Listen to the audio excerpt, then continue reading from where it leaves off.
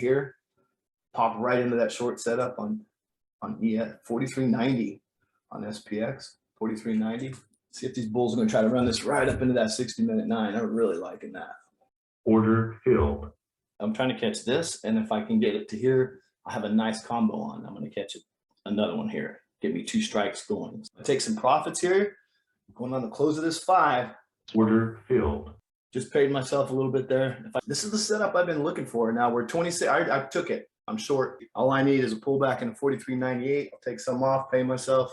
Boom, green day, just like that. Hang on to a piece in case 43.98 breaks, but this is the one I've been waiting for. Order filled.